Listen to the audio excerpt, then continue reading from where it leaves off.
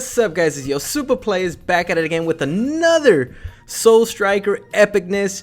We have a 16-year-old that went undefeated in this most recent online regional. I want to give a huge shout out to him and a huge thank you for him for coming on board and pretty much running down this epic deck.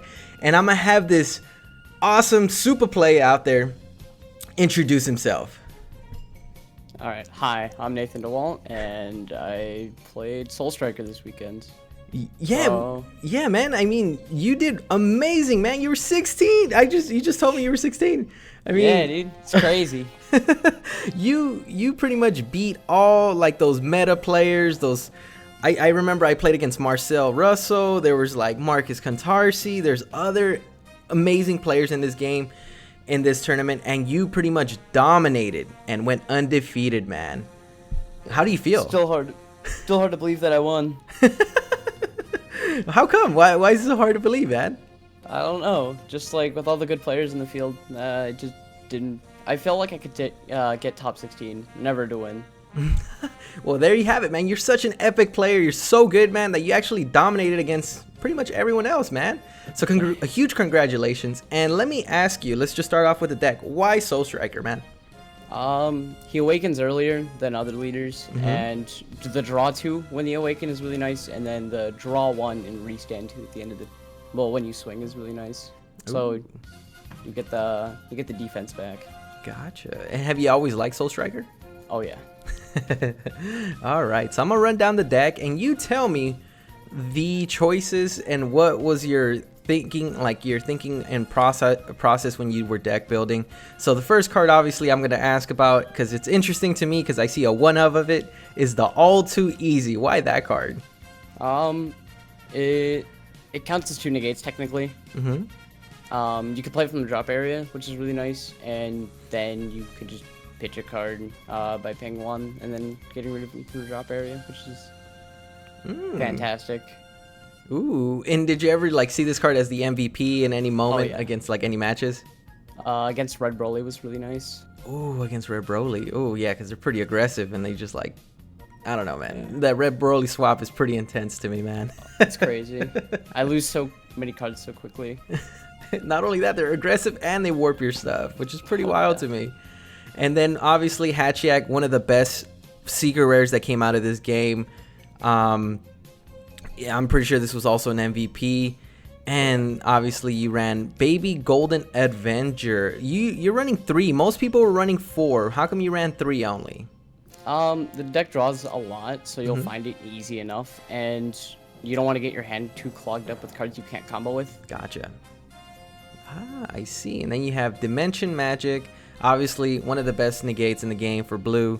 And then we got Metrop, Bobbing and Weaving. Yeah. Why this guy? He counts as a battle card for Kefla later on, and he restands 1, so he technically only costs 1, and he's a 15k beater. Ooh, nice. So you get a negate, and you get to switch one of your energies back to active. And then obviously Sensu Bean, one of the best extra cards. And then we have SS Trunks God Sealing Technique at 4. And then this one's kind of interesting to me because I've noticed people only play one of this guy, is SS3 Gogeta Super Warrior Evolution. You have 2 of them. Why did you run 2 of these guys? Because I felt like one of wasn't enough. If you don't find your baby unison, you want to have that one by like turn 3 or turn 4. And he's really good with the permanent of having a Saiyan in rest mode, which is easy to have when you have like the Trunks negate or the Goku hit. Ooh, so if your leader card is a blue Saiyan card, you have a blue Saiyan in rest mode, your leader doesn't take any damage from attack. That's insane. That's pretty good, man. That's super good. And then we move on to Baby the Unknown Parasite. I think we could all say that this is probably one of the best blue unisons in the game at the moment. It's a must of, obviously, with SS Goku, just because he awakens, right? I think at if you have a unison that's specified 3, correct? Yeah. Yup. And then we have Whist's Coercion. How come you ran a little? From what I'm looking at, you have a lot of negates. Were you scared of Reboot Gohan or something? I don't know. Just there's a lot of aggro decks in the format right now, so I was like, cool. I need to survive until at least turn 3, and then turn 3 I can just settle out and be fine. Okay. And then how come the Son Goku and Hit Supreme Alliance? Why are you running F4? Because most people I've seen run either 2, 3. You're maxing it at F4. What's the thought process with that, man? It's a dual attacker on your turn, or it can be a dual attack, not dual attack, but double blocker on your opponent's turn. And it, again, with the Gogeta, it works fantastic. Yeah, because you were saying like you don't take any damage as long as a card's in rest mode. You're totally right. And then you ran 4 apes. Why 4 apes? And I don't think any other Son Goku Soul Striker runs any apes. I think even like in best of 1. Oh, how come you're running 4, man? The draw power is really nice, and then if you don't have anything to play on your turn, you could just warp him by paying 2 and drawing 2, and then swing with your leader to draw 1 and restand 2. So you're just drawing 2, basically. Yeah, you're drawing an insane amount of cards. You draw 3 pretty much. You tap 2 energies, swing and draw from the leader, and then restand them again. And then we have Secret Identity Mass Saiyan at 2. Most people run 1. How come you ran 2, man?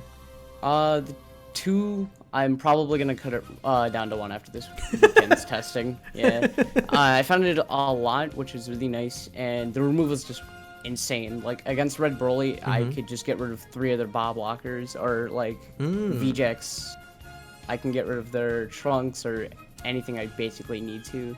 That's totally true. You could get rid of all those Bob blockers and the VegX, those annoying Trunks blockers that are just there. You can't get rid of it. And you can get rid of, I think, the Kais as well. Those pseudo combos that are just annoying that just come out. Yeah, I can get rid of one play I did was get rid of the 4-drop Vegeta and then 2 of the Kais, which was really good for me. Pretty nice, pretty nice. What about Energetic Frenzy Kefla? This is like your unique spice, I'm guessing, because I have never seen this in another Gogeta deck. I don't even know what this card does. Let me actually read it for the audience out there. It says you can only play 1 copy of this card in your battle area. You can only play 1. Reduce the energy cost of this card in your hand by 1 for each of your blue battle cards. And then not only that, activate main. Says once per turn, draw 2 cards. Then at the start of your opponent's next main phase, choose up to 2 of your blue energies and switch them to active. Whoa, this card is pretty nutty in this deck, actually. Why did you run this card at 2? Like I said before, the deck draws enough, and you're able to play so many battle cards. It's just nice. It's basically 3. It's just 3 every time I've ever played it. Oh, so you managed to bring out, because of your blockers and then the Metrop or whatever, bobbing and weaving, that you managed to reduce it to pretty much 3?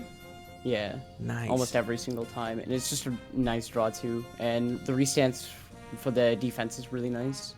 Yeah, man. Especially if you brought it out for 3, you bring it out for pretty much 1 energy with the leader when you swing and untap 2, which is pretty nutty in my opinion. And you're gonna draw 2 cards at the end of that turn, man. It's pretty nuts. No, you actually draw the 2 beforehand. Wait, what? You draw the 2 beforehand. Oh, you draw it beforehand. Oh shoot. Oh, I thought it was after. Oh, my bad. That's nuts. You draw so much. Holy cow. And this is where I think I see your uniqueness. You're running 4 Obunis. Most people did that little weird split between that card and I think the guy that's drinking like his Pepsi or Coca-Cola, I forgot his name, Merchant. Oh, yeah, I've seen him too. I just prefer Obuni. Obuni's just way better. Obuni's just way better? Okay. Yeah. You get your tokens and you get to restand 1 energy at the end of the turn, so which is pretty good. And then obviously SS2 Trunks Heroic Prospect is the blue topo is what I call it. What did you main this for? What were like your big threats for this that you usually use this for? Broly and VJX mainly. And then sometimes against Maj and Vegeta, but mainly VJX and Broly. And then Zamasu Sacred Disbelief. Why 4 of these guys and not the Vegeta, not the Zeno? What made you play this guy at 4? It works really well with the Goku hit, and you just resting something on their turn as a defensive step is really strong. That's always good. And then let me ask you, so you went through this tournament undefeated. What was your toughest matchup, I guess you could say, I guess, when you were playing in the tournament? I would say probably Red Broly. Red Broly was your toughest matchup? Yeah. Ooh, how Just many did because you of- end? I'm sorry, go for it. Just because of them just being able to warp all the cards in my hand and them being super aggro, it's really rough in the beginning game. But if I get past turn 3 and have my unison out, I should be fine just to settle out. Ah, okay, okay.